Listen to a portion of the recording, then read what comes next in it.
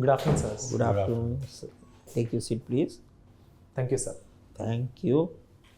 Dr. Prashanth, short introduction. Good afternoon, everyone. I'm Dr. Prashanth. I've completed my MBBS from Madras Medical College in June 2022. I've done my schooling from the DAV Group of Schools, Chennai, and my hobbies include playing chess, the sport of swimming, and being part of NGOs and associations such as the Indian Medical Association. Okay. Now, since you are part of the medical fraternity and you have worked also in the as an intern, as a junior resident, perhaps by now. So you must have, and you have also done with a lot of NGOs. So you have come across patients, your clients, at the very, very grassroots level, with the mostly government hospitals. And for helping this sector, Government of India has the Ayushman Bharat they have started. But there have been, although the objective is quite laudable, but there have been a lot of complaints about the implementation. That is number one. And secondly, about the coverage also, because the medical treatment has become extremely expensive. And they say that even the upper middle class, the lower middle, even the middle class needs, even middle and upper middle class needs some kind of a support, umbrella. And your mother is also from the insurance sector. She is a deputy general manager. So, because of your experience from the mother side and your own experience, can you give a pen sketch of the Ayushman Bharat and how it can be made more representative of the Indian? I mean, how it can be a more beneficial to the Indian people all over? So, Ayushman Bharat has been an overarching scheme of the Government of India.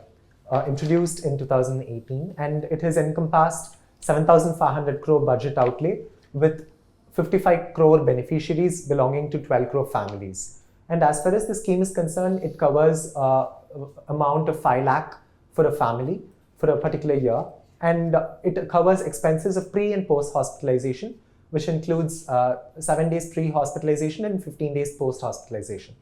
So as far as the flaws in the scheme are concerned, so one, that there is an out-of-pocket expenditure of 48% as per the National Health Statistics, and that arises more so because the outpatient expenditure has not been included in the PMJAY scheme. So that's one. The second thing, sir, there is also an issue about patient bed availability, and because of the same, recently we had an issue where a patient had to suffer the plight because he could not get a bed in the 4 government hospitals in Delhi. So there is a patient bed availability issue again, which leads to the patient coming as an OP rather than an IP patient. The third thing, sir, is about the food expenses and the nutrition that is encompassed, and the morbidity that the patient undergoes as part of the admission, which again is not covered under Ayushman Bharat. The fourth is about the coverage of the program, wherein certain eye procedures, surgical procedures for cataract, glaucoma have not been included as part of the scheme. So these are the 4 flaws that I feel are there in the Ayushman Bharat. And how it can be made better is again through inclusion of the OP also as part of the Ayushman Bharat scheme, and inclusion of the particular procedures, sir. No, that way even the dental procedure is not part of the Ayushman Bharat. Yes, sir. And there are a lot of increase in this dental carcinoma. So you cannot say dental is only cosmetic procedure. That is what the government hospitals say, but it is not no longer in a kind of a dental, is a prosthetic or this thing. It's a serious illness involved, dental. So no, so that way, but what I am saying was even the income group also, they are not really, apart from even the middle class also perhaps could have been included in this, at least some insurance cover. So that is what is your impression on that? Or the income level which is covered, which is good enough?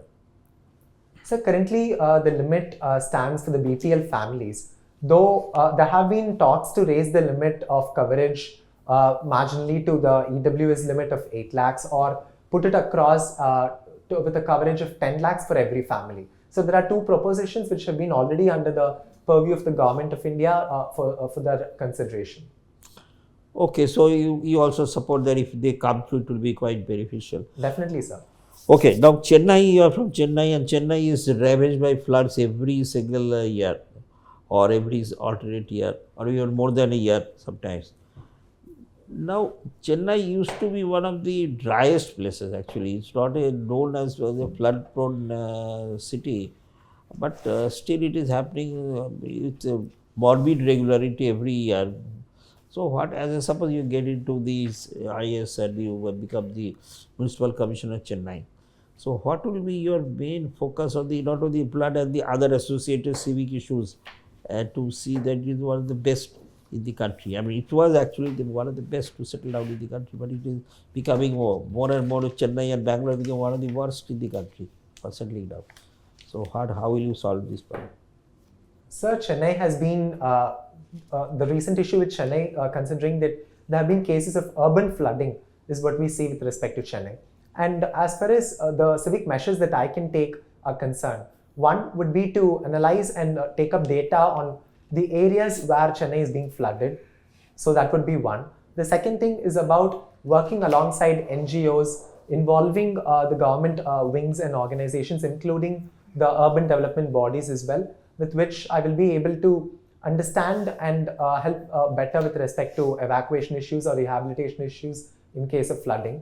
The third one is to identify encroachments and take steps for removal of the encroachments, considering that even the Chennai International Airport has been built on the Pallikarnai marshlands. So these are certain steps that I would take, sir. And the fourth one would be with respect to weather prediction models as well. Thank you, sir. Okay, Prashanth, tell me what is medical tourism? Sir, India per se ranks 10th out of 46 countries with respect to medical tourism, and it is a sector worth $15 billion. And naturally, India by itself and the state of Tamil Nadu or Chennai for that matter are hubs of medical tourism, considering that we have patient outflow not just from other states, but also from different countries, including the neighboring countries of Bangladesh. And that again is more so because 41 hospitals of our country are JCI, Joint Committee International accredited, which gives them international recognition. There is better affordability, and the waiting time is definitely lesser than in developed countries such as the US and the UK. So for these reasons, medical tourism is rampant in our country. Okay. But the flip side is that the cost of healthcare is going up. I'm not blaming entirely the medical tourism for it, but there are other reasons like too many medical tests instead of using the diagnostic skill, the traditional skill. And also insurance. Insurance should have been a relief for out-of-pocket expenditure, but insurance is pushing up the costs. It happens in Europe also, I have noticed, but it's happening in India. As a medical practitioner, how will you react to it? Sir, I believe that the rising costs with respect to diagnostics, especially as rightly mentioned, is more so because the doctor wants to be extremely sure of the diagnosis that they make through the clinical touch.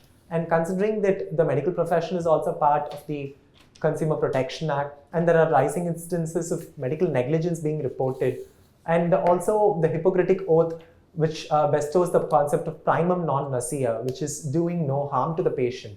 So based on these three tenets, I believe that doctors put up their faith on investigations alongside the clinical touch to arrive at a diagnosis, the reason of which leads to an increase in the healthcare costs. Naturally, it's a calculated decision, and where the patient is not being able to afford, they take a decision of an alternate diagnosis or an alternate low-cost test, sir. Somehow, your arguments are not convincing. Why, I will tell you. See, in the recent amendment of the criminal laws, which you must have gone through, as IPS is your second preference, there are relief given to the doctors about medical negligence. And the tort law in India is hardly developed. So there is hardly any claim on the doctors like in America. And Hippocratic Oath, less discussed is better. So these are not the reasons for pushing up the healthcare cost. It is the corporatization of the hospitals and target-oriented revenue objectives that pushes up the healthcare. Yes, sir, there could be instances. Okay, all right. Why you have opted for Group B services over and above Group A services? Like Danix is at number 6, Danips is at number 7. Sir, I was given to understand that Danix and Danips gets promoted to the Group A services after a particular period of time, and considering that it offers administrative roles with respect to the Danix and the Danips again with respect to the police services, I thought it was better to put that as the 6th and 7th option. That's true, but it takes more than 15 years, at least 15. Okay. Tell me, you have interest in WHO. Did WHO fail in the entire COVID pandemic? Sir, the WHO, I do not believe failed in the COVID pandemic, considering that there were measures taken by the WHO to swiftly contain the pandemic as much as possible, be it with respect to the case incidences being reported on a daily basis, or with respect to Dr. Soumya Swaminathan's advisories on COVID precautions and the masking up status and the other guidelines which the WHO has framed, or the post-pandemic era wherein it has brought the pandemic treaty as well to prevent such emerging and re-emerging infections. So I completely believe that the WHO has stood in solidarity with the countries in establishing these forums. What action it took against China from where it originated? Sir, the claim that Wuhan has been the first province behind the COVID pandemic outbreak, or that China has started the virus, has not been completely established, considering that there has been investigation behind the same through epidemiological studies, and the exact reasoning behind the origin of the virus has not yet been made. So there has not been any penal measure which has been placed on the country of China. Okay. Okay. Dr. Prashanth, you are a polyglot. Yes, sir. What languages from India you speak? Sir, I speak the languages of Hindi, Tamil, English, Telugu, and partly Malayalam and Marathi few words, sir. Okay, good. So you have learnt it all by yourself, or family has something to contribute?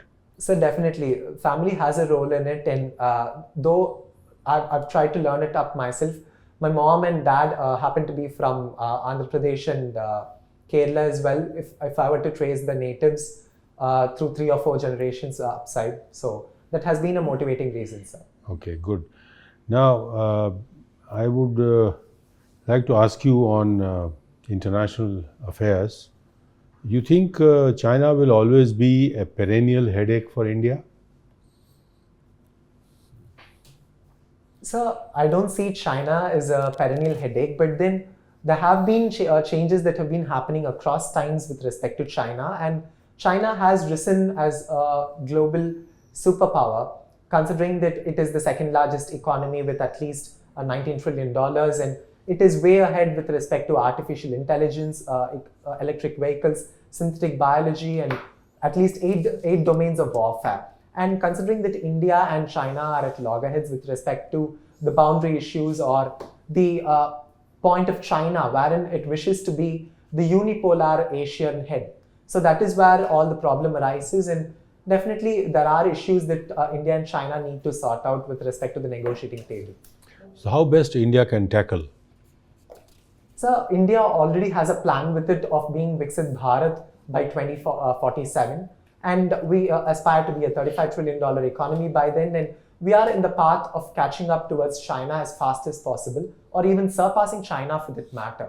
And that is where everything lies, be it with respect to the defense, upscaling that we've done through the Atmanirbhar Bharat Abhiyan, or the manufacturing practices that India has bolstered in order to put down China through the China Plus One initiative, and roping up the semiconductor initiatives we've taken every single step possible on all the domains, and the day is not far away that we can surpass China. That's a little rosy and optimistic. You think India will surpass China in GDP and political power? Just because India becomes a Viksit Bharat as claimed by 2047, you think China will stay where it is now, or it will also go beyond? So considering that with respect to the GDP levels, China has been facing a deflation, considering that the growth rate has been around 2 to 3%. No, last year was 5.2%. This year their target is 5%. You can't talk 2 or 3% with China on a GDP base, which is 16-17 trillion. Anyway, you can read and catch up more. Yes, sir, I'll look up. China is not to be trivialized. It's a country with a lot of strength.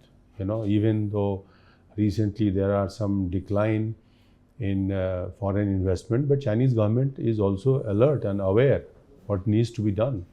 And it's a better institutional system in terms of operationalizing quickly. They Yes, have sir. done that in the past and they can do that in future.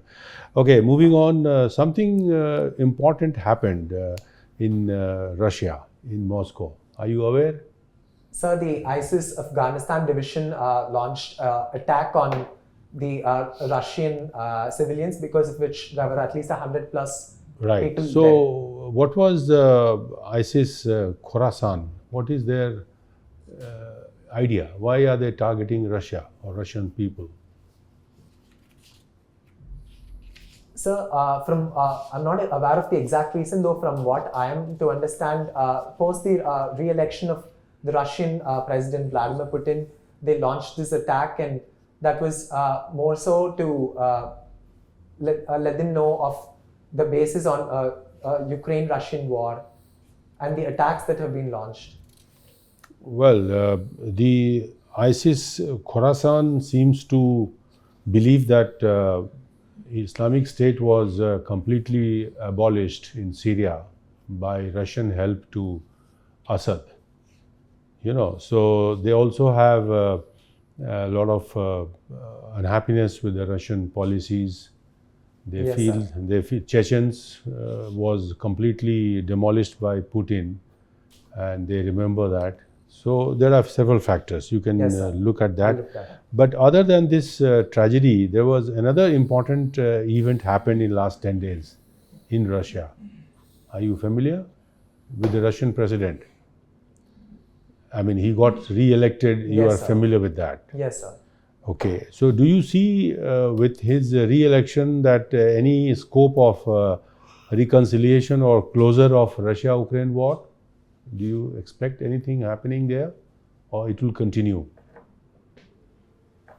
So any war per se has to have an end, and the logical conclusion of a war will be that Russia and Ukraine come to the negotiating table and bring up a ceasefire with respect to the Russia-Ukraine war, in which India has already offered to mediate as well. And the Honorable Prime Minister of our country has already mentioned that today is not an era of war. So there are chances that the countries can come and lead to a cessation of war. If it comes on the Russian demand that entire Ukraine surrenders to Russia, is that going to be a good peace?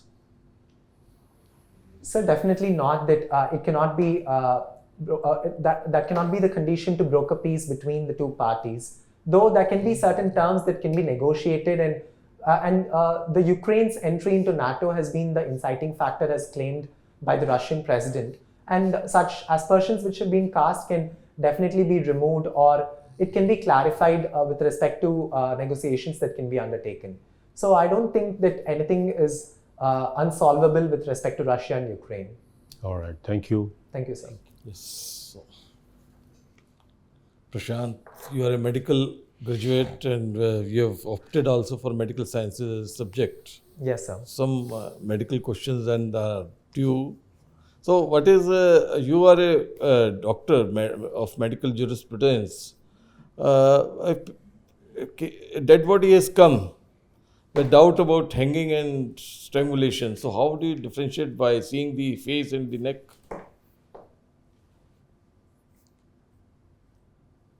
So with respect to facial features, in hanging especially, There is La face is sympathetic, which is basically an eye feature, an ocular feature which is seen in hanging, but the same is not seen in strangulation. And there are something called tardive spots, which are ecchymosis and petechial bruises, which are seen again in hanging and not in strangulation per se. And apart from that, the type of knot can tell us about whether it is strangulation or hanging, wherein a front knot with a inverted V shaped is more indicative of hanging, and with respect to strangulation, it is more towards the lateral side. What is the length of neck? Can you change in the length of neck?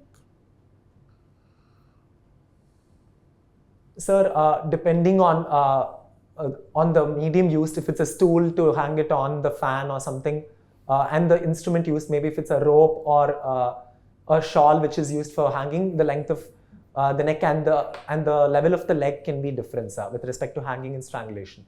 And the face? There is edema and congestion more pronounced in hanging, while in strangulation, because the person is already dead and then choked and put through, the asphyxia is relatively lesser, sir. Lesser? Sir, lesser as in he's already posted to death and then he's just hung up. No, but while doing the strangulation, the face will become... There will be cyanosis and edema, sir, but it's more pronounced in hanging. Okay. You have a case of a lady, fat female, 40, came with pain, abdomen, the upper abdomen. So what are your differential diagnoses? So the major diagnosis would be cholelithiasis or acute cholecystitis, which is expected in this case. The other differentials would be, since it's an upper abdominal pain, it could be an acute gastritis, or it could be a referred pain due to, say, even appendicitis, or ovarian torsion, which can again refer the pain to the upper abdomen. What type of test you'll do? So the first one would be the physical examination and the clinical examination to localize the pain and check for tenderness and rebound tenderness, just in case if it were a guarding or rigidity for peritonitis, which could again happen in case of an acute intestinal perforation. So apart from the physical examination would be the investigations of radiology, wherein we could take USG abdomen followed by a CT abdomen, sir, with contrast enhancement. You have a case of hemoptysis. What are your differential diagnoses? So the first one would be a case of tuberculosis, which can lead to hemoptysis. And the second thing would be lung carcinoma, which can again lead to hemoptysis. The third thing would be acute eosinophilic syndromes, pulmonary eosinophilia, which could lead to hemoptysis. Bronchiectasis doesn't cause this hemoptysis? So it could cause as well, bronchiectasis as well, or even chronic bronchitis sometimes can cause a rusty brown sputum with pseudomonas. So what are the differences between drugs for bactericidal and bacteriostatic drugs? What are the major differences between the action? How do they act on the bacteria? So more often the bacteriostatic drugs are 30S inhibitors, which could be, say, macrolides, and the bactericidal drugs are those that can inhibit the cell wall production, or it could inhibit protein synthesis, such as the 50S inhibitors or the 80S inhibitors as well, and those could include aminoglycosides, penicillin, cephalosporins. And bactericidal drugs are the ones that destroy the bacteria per se and also limit the reproductive cell division, while bacteriostatic just inhibits the cell division and does not cure the complete infection per se. Okay, and the last question. If you have a patient with, let us leave the medicine, what is your solution to this Manipur problem? The Manipur issue, sir. Yeah. Sir, the Manipur issue basically stemmed from insurgent organizations, such as the conflict between the Kukis and the Meiteis after the Honorable High Court of Manipur's order with respect to reservation to Meiteis on par with Kukis. So as far as the issue is concerned, that by far the order promulgated by the Honorable High Court of Manipur has been retracted, and the concerned order has been passed by the Manipur High Court. Sir, there was a direction to the government of Manipur to carry forward the reservation scheme within a span of 1 year. And there were issues with respect to review of the judgment, by which the Honorable High Court of Manipur has retracted that paragraph of the judgment which said that a reservation had to be provided by the government. So the order has been taken back, sir. Okay, and you feel the government of India is really keen to give the solution before the elections or not in Manipur?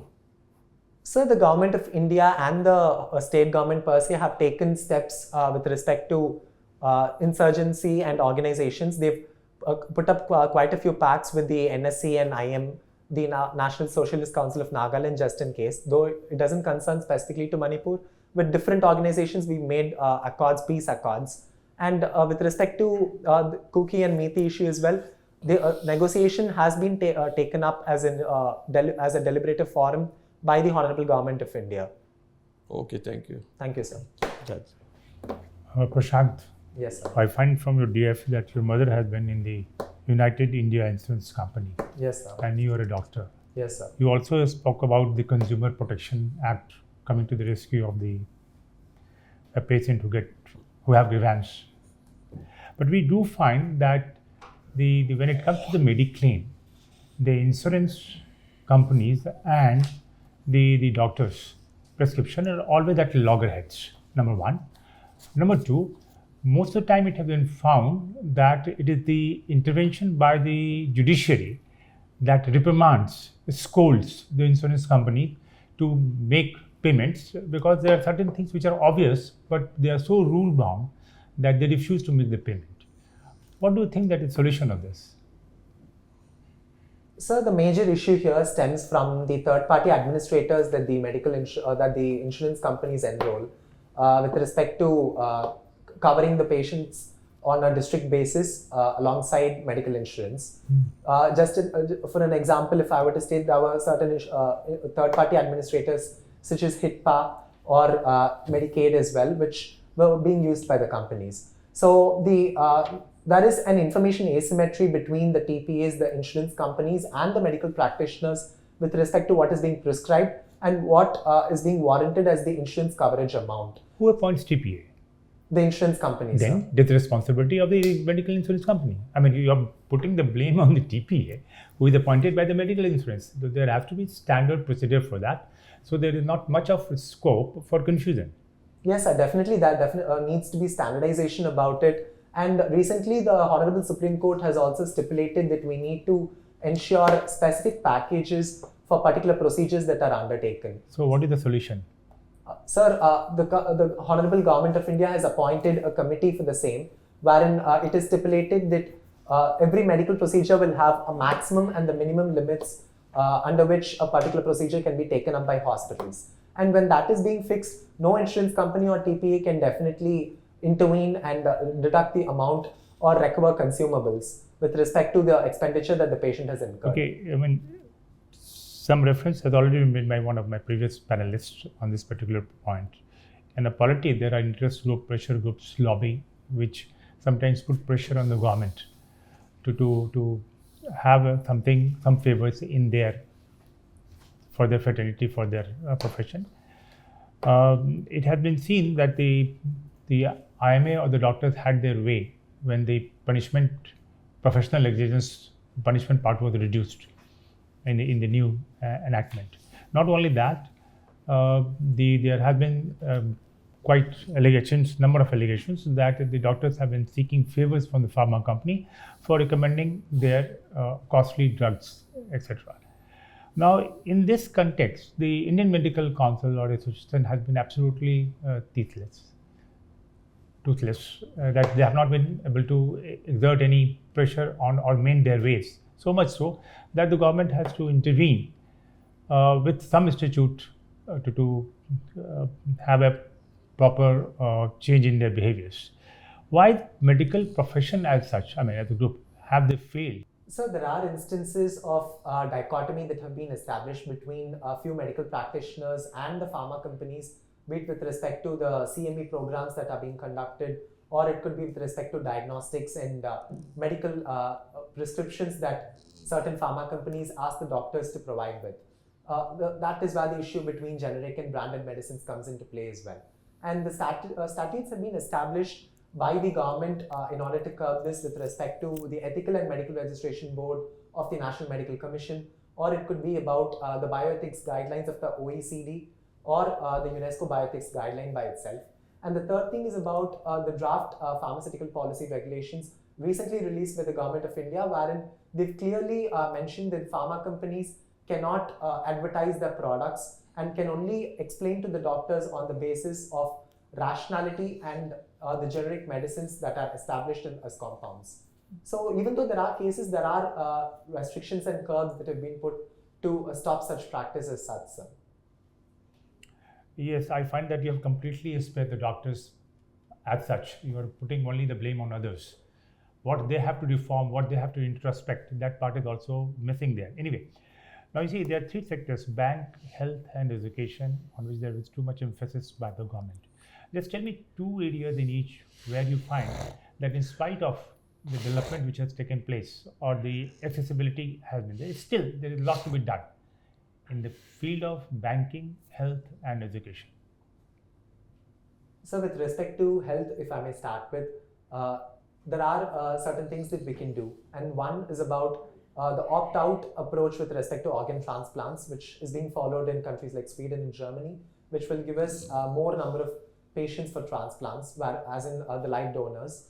The second thing is about making an app for the live monitoring of patient bed availability, because there is a bed crunch as well. The third thing is about establishing the Indian medical services with respect to the health sector. Okay. And with respect to the education sector, though the emphasis on pedagogical learning has been established by the NEP, still there are quite a few states which have not accepted the NEP, and the use of simulated learning, artificial intelligence, has not reached its fullest potentials in education. So that's one lacune. And the second thing is about the expenditure on education per se. Considering that 6% has been stipulated by the Radhakrishnan committee, but we've been only spending around 3 to 4%. What about, yes, what about? With respect to banking, the ease of doing banking has still not reached the common man, though the PMJAY scheme, the Jan Dhan Aadhaar and the JAM Trinity rather, and the mobile account scheme has been established to ensure bank account for every citizen. Most often, people do not deposit their money still in banks and have been using it more of a money-based economy. Though digital transactions and everything has been moving more in numbers, there is still crunch with respect to internet. Okay, the last question. Yes, sir. There has been a rise in the collection of tax over the period of times. What do you attribute to it? Why? What is the reason for increasing taxation?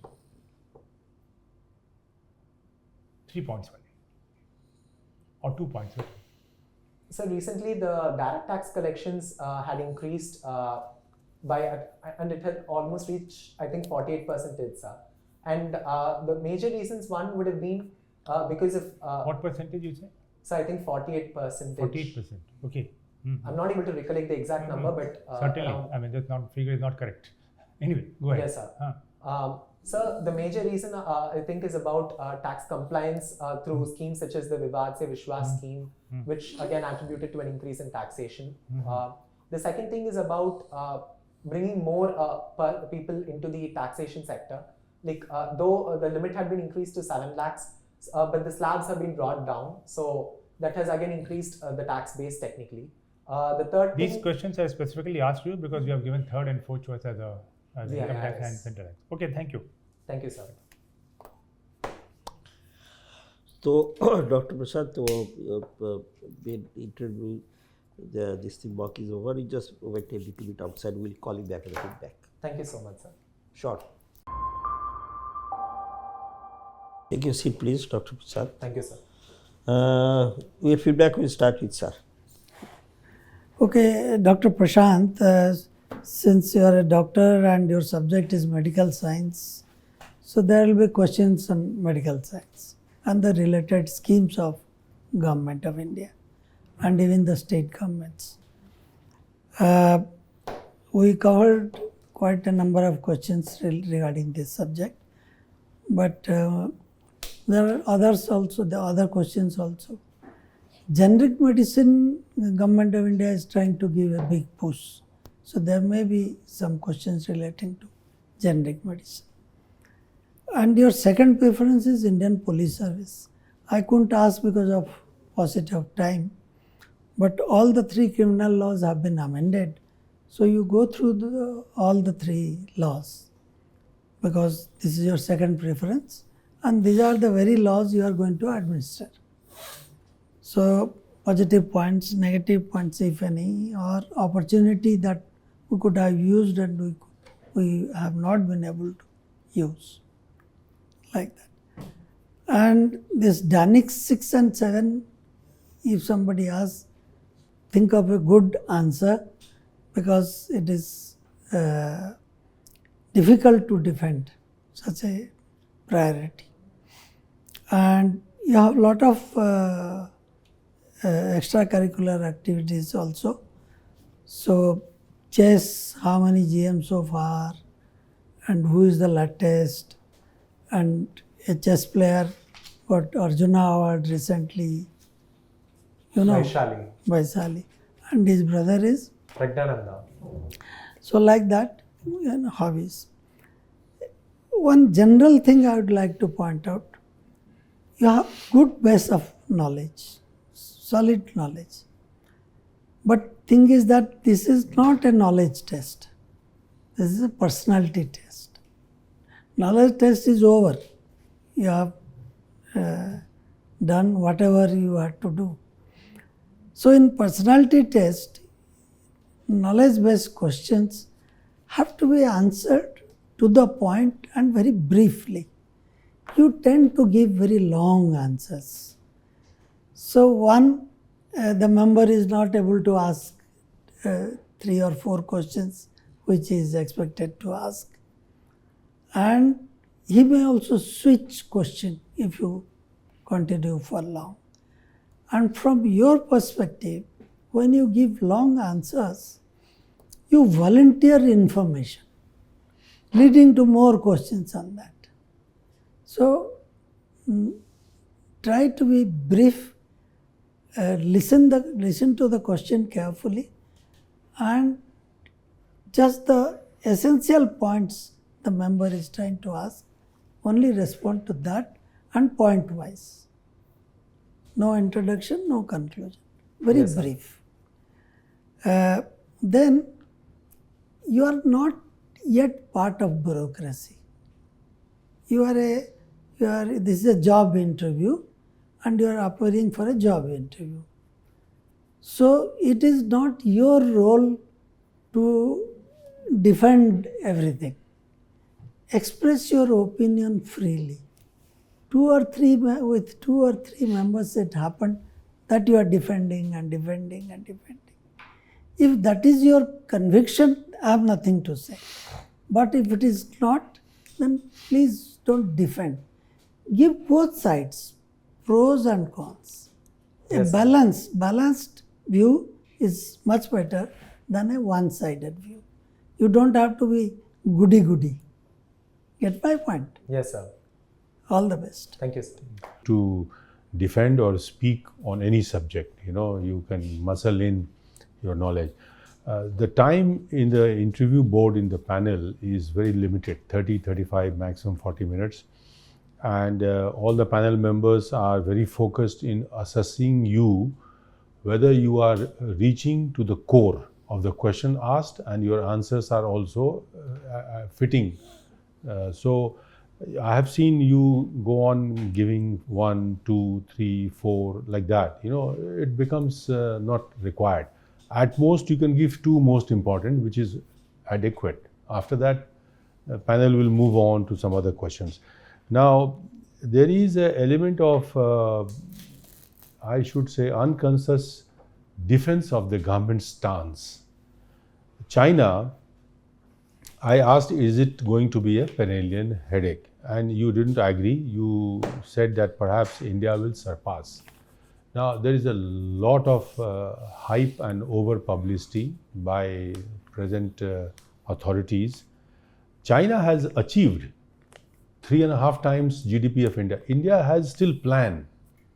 Now, future, how does it go and all, we don't know. Yes, sir. So, China is in a very heavy situation. It is sitting with a lot of strength in it, cannot be trifled with, It is a country to be looked at with certain seriousness. Our diplomacy is all the time trying to see that both cooperation and competition are there. It's a polite way to say that cooperation is fine wherever on international issues, WTO, climate change. But when there are issues on conflict, India should be able to hold its own and tackle China. China is doing many negative things to make sure that India remains in a very, very low situation, which is not acceptable to India. India is again a civilizational country like China. India is a proud country. Strength is being made. It will take time. Viksit Bharat is also a tall claim in the future. We still have 16-18% of poverty below poverty line. So it's a major challenge. India has its own peculiar situation. Anyway, then similarly, Russia-Ukraine, you felt that it can be resolved by talks. If talks was to solve the problem, it would have happened before Russia started the war. Russia is determined. It's a stance which is very difficult to justify in today's world. Russia has very deep plans for re-establishing its Soviet Union empire days, which is just not possible. The international community cannot allow Russia to have its way or highway, that kind of a stance. Again, difficulty is West and Russia cannot tackle each other because it will be nuclear third world war. Yes, sir. So within those limitations, Russia is being blocked, confronted by NATO, US, Europe. So these are some important issues. In any case, foreign service is your much lower priority, but you can read on the neighbors, important conflict areas that is happening, just to remain familiar with what is going on. Otherwise, you can all put that together, you will do very well. You have excellent capacity. Sure, sir. All the best. Thank you. You look to me an excellent candidate and should be able to make it with your answers, at least on the medical sciences. Even in Manipur, your answer was very good. But I feel that personality is also very important besides knowledge. But I find that you need to improve your personality a bit along with the keep preparing. Which day is your interview? April 1, sir. April 1, okay. So, have you lost your hair after giving this photograph? Yes, sir. So, then you need to read a bit about alopecia. Sudden alopecia, why you are having. Second is your tie and shirt need to be improved and match with the coat. This is not the one I'll wear, sir. Like I have your tie, your shirt also need to be of. If this coat you are going to wear. Not this one, sir. I have a separate one for it. So whatever is a new shirt and a tie of blue color would be a better one. And length of the tie is also, I think it's slightly longer than what is required. It should be, when you are standing, it should be touching just your belt, top of the belt. So these things will definitely improve further. I think could slightly slower, speaking slightly slower, lesser words to give the same content would also help you. I think you are an excellent candidate and I wish you luck. Thank you, sir. Prashanth, I find that, everything almost has been covered. You're a good candidate, no doubt about that. The only thing is that prioritize your answers as you get very little time to. And like I asked you about the bank, health, and you see, the basic thing is it has to be in an Indian context, not in the academic context as such. So the artificial intelligence, etc., will come later on. First, in all these sectors, the most important thing is the accessibility. Yes. It's still that education, health, etc., and the number of the persons providing the services have to be increased. Cyber threat is most. Yes, so you have to prioritize it instead of keep on going on 1, 2, 3, 4 points. So that part is there. Rest of the things, I think you are quite ready for the interview. Whatever has been suggested already, you take that into consideration. All the best. Thank you, sir. Thank you. Doctor, now everything as we said. So you are absolutely have that belief that you are a very good candidate. I mean, there's no doubt every subject you are. Only thing is, I will just want as a better improvement only. Yes, sir. When you are speaking, it's a dialogue. There, it will be still a dialogue. They are asking a question, you will give a reply. When you are replying, you are saying 1, 2, 3. That is what people should say, point wise. But as if you are addressing a kind of an audience or something. That is like a speech or something. So, it's a dialogue. So, although you said ki a little more of human interaction like sir, or you are saying, Yes. sir, I want to submit my first point like that. And you are saying so many points, first, second, third, fourth. It's not a mathematics examination. I mean, it's a human interaction with the board. So, you have to say, sir, more of politeness. I mean, polite, you are very polite. But human contact, connect actually. Basically, you have to more connect with the audience, your interviewers. First, I want to submit most 2, 3 important points. You don't have to say every single point. First, second, third, very humanly, but in a very, very connected way. That's all. And secondly, attire, etc. We said the net tie is obvious. You are not using that, and your volume could be a little less. Yes, The volume you can practice before your mirror or just sort of record it and play it back. In a dialogue, the voice need not be so high. Yes, And you are saying your very voice is nice, but take the pitch a little down and more in conversational way. First, I want to submit this way. Not too many things need not be said. Short sentences. First, I want to submit because of this 2, 3 points and then wait. As you said, no introduction, no conclusion. They don't ask. When I asked about the Ayushman Bharat, you gave the entire genesis of the Ayushman Bharat, and I didn't ask. I said, they are lacuna. Can you give a pen sketch of the deficiencies? Instead of saying, you should have said, first are the deficiency as per, if you don't have or there is no deficiency. But how when was it started? What was the basic budgetary? It was beyond the question. They have time limit. Everybody has a time limit. So they want to know your focus also. Have you understood the question? You are tackling the problem, the point wise, or you are giving it's a kind of a written answer you are giving. yes. So that of course, otherwise you have every single answer, every single viewpoint, giving it well. Just a little, these are little improvements only, but you will do well. You will do well, and just keep your cool. You are very cool, of course, and you will do absolutely. You should get it this year. Thank you. All the best. All the best. Thank you so much. Thank you so All much. the best.